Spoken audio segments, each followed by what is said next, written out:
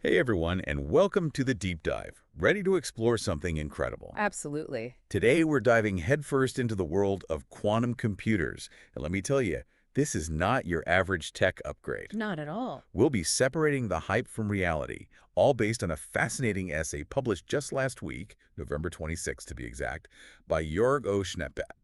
Oh, Schneppat's work is really thought-provoking. Totally. He paints this picture of a future where computers can actually leverage, get this, the quirks of quantum mechanics to solve problems that would take our current machines, well, basically forever. It's mind-blowing to think about. What fascinates me is that quantum computing isn't just about speed, it's about a completely new way of approaching computation itself. Schneeppert does a fantastic job explaining this in the essay. Yeah, he really nails it, like how these machines tap into things like superposition and entanglement to do things that sound like, honestly, they're straight out of science fiction. But before we get too deep into the quantum weeds, maybe we should start with the basics for our listeners. Good point. So, for those who aren't familiar with quantum computing, could you give us a quick breakdown of how it differed from the classical computers we use every day? Absolutely. So, at the core of it all is the fundamental unit of information. With classical computers, we have bits, which are either a 0 or a 1. Right, the classic binary. Exactly. But quantum computers, they use qubits. And here's where things get really interesting. A qubit can be a 0, a 1, or both simultaneously thanks to the principle of superposition. Hold on, so it can be both 0 and 1 at the same time. That's kind of wild. Is there like an analogy you could use to help wrap our heads around that? Sure. Think of a coin spinning in the air. Before it lands, it's not heads or tails, it's kind of both possibilities at once. Ah, okay, I'm starting to see it. So a qubit is like that spinning coin, existing in this in-between state until it's measured. Precisely. Schneeppert actually refers to this as quantum weirdness in the essay. Quantum weirdness, I like that. Yeah. So this weirdness is what gives quantum computers this massive advantage for certain types of problems. Exactly. It's not like quantum computers are going to replace our laptops anytime soon. Yeah, that's what Schneeppert emphasizes too, right? It's about specific problems. Right. Quantum computers are specialized tools. They're like the heavy machinery of the computing world brought in to handle incredibly complex tasks. Gotcha. And speaking of complex tasks, one of the things that gets people really excited, or maybe scared, is the potential for quantum computers to break the encryption we use every day. Schneeppert talks a lot about Shor's algorithm, which could potentially crack things like RSA encryption, the backbone of online security. It's true, Shor's algorithm poses a significant challenge to our current security infrastructure. That sounds pretty alarming, like a hacker's dream come true. Well, it's important to remember that quantum computing isn't just about breaking things, it's also about solutions. For example, quantum key distribution uses those same quantum principles to create encryption keys that are theoretically unbreakable. So it's like a double-edged sword. It can crack codes, but it can also create codes that are basically impossible to crack. Exactly. And there's so much more. Schneeppert talks about revolutionizing drug discovery, simulating new materials with properties we haven't even imagined. It's incredible, really. Okay, so let's say we're all convinced that quantum computers are worth building. What does it actually take to build one of these things? I can't even imagine. Well, it's a monumental feat of engineering, that's for sure.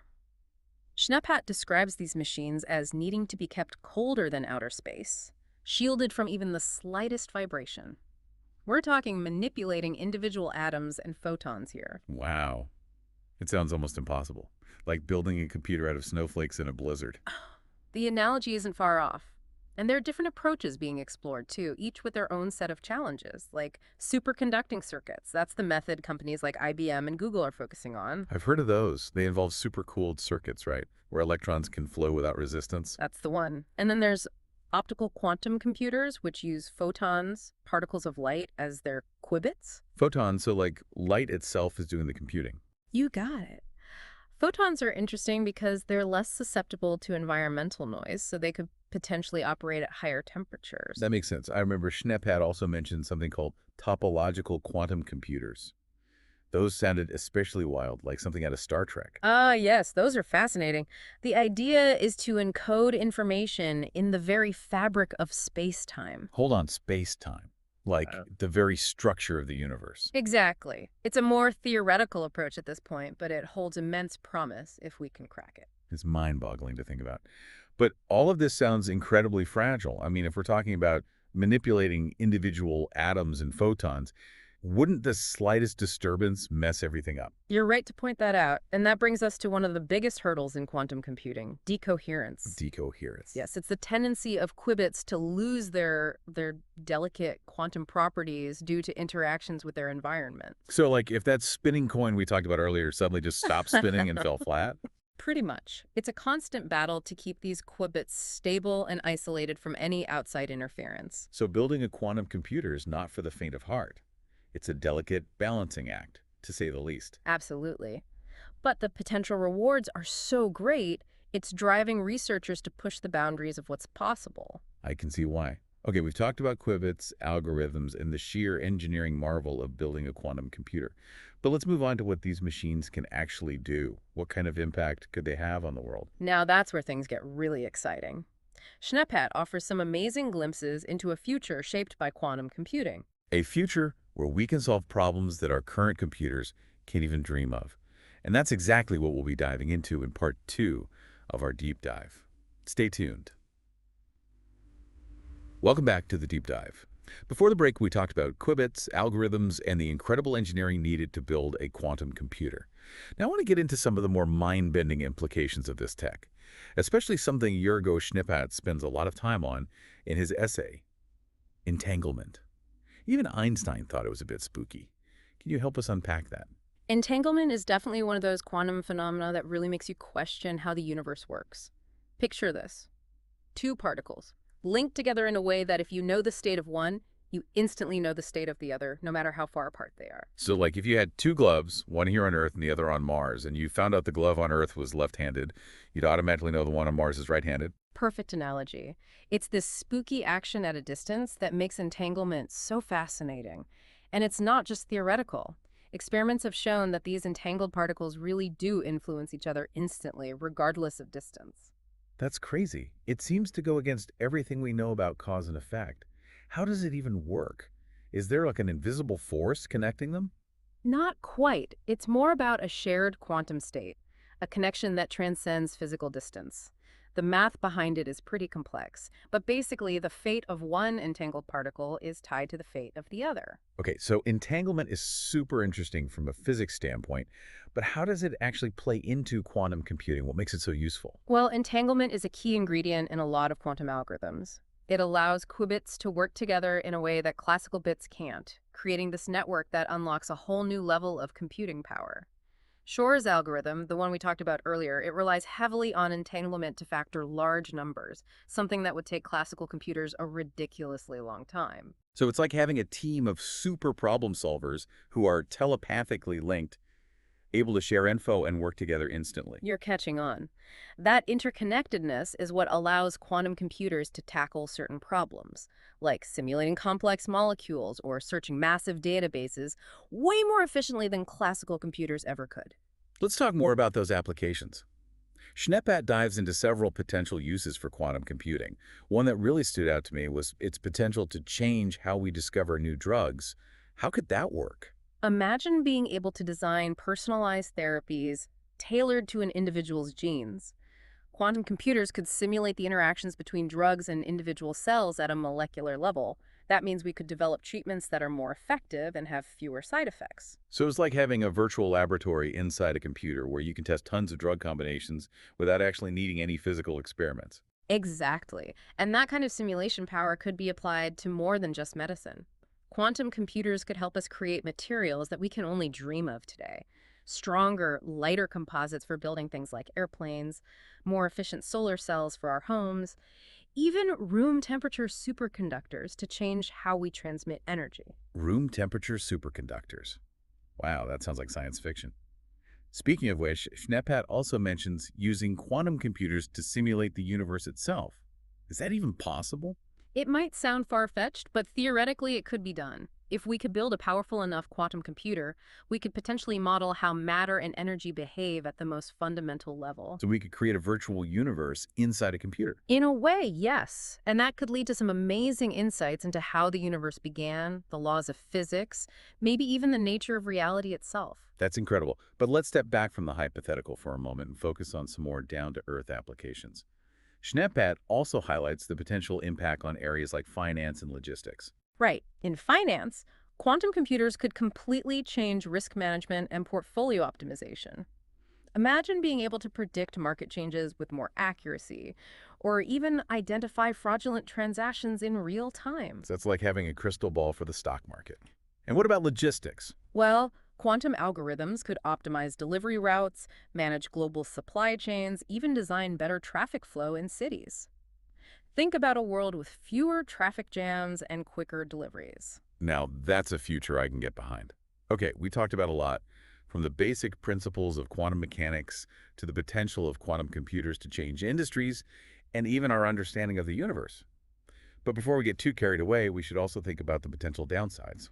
You're absolutely right. Every technology this powerful has its risks as well as its benefits. And Schneepat doesn't shy away from those risks in his essay, especially when it comes to cybersecurity. He paints some pretty serious scenarios. Definitely something to consider. So let's explore those potential downsides and how we can prepare for a future with quantum computers in part 3 of our deep dive.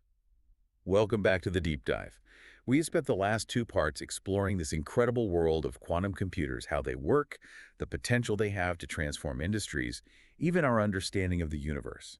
But as Yorgo Schneepat makes clear in his essay, this power comes with potential downsides too, and one of the big ones is in cybersecurity.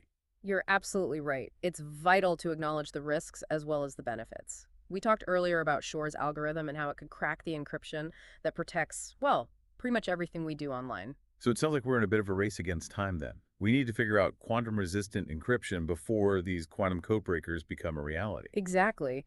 Schneepat really stresses that urgency. Right now, researchers worldwide are working on new encryption algorithms that can withstand attacks from quantum computers. It's a whole field, post-quantum cryptography. It's like a cybersecurity arms race, almost. You develop better shields as the weapons become more powerful. Yeah, you could say that. It's a constant back and forth, but the stakes are huge. I mean, our entire digital world relies on secure encryption. Absolutely. But beyond cybersecurity, are there other areas where the rapid development of quantum computing raises concerns? Schneepat touches on some potential societal impacts that we need to think about carefully. He does. One concern is job displacement. As quantum computers become more and more capable, they could start automating tasks that are currently done by humans. So similar to concerns about artificial intelligence, but on a whole new level. Exactly. We need to start thinking now about how we prepare the workforce for a future where quantum computers are playing a major role in different industries. Right, right.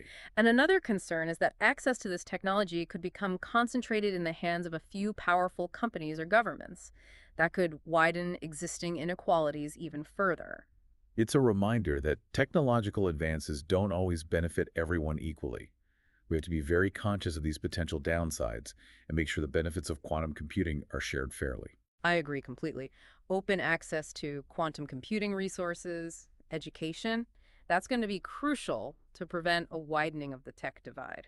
It's clear we're still just starting to understand the full impact of quantum computing, but Schneepat's essay is a wake-up call. It's telling us to start these conversations now while the technology is still evolving. It's a call we need to heed, absolutely.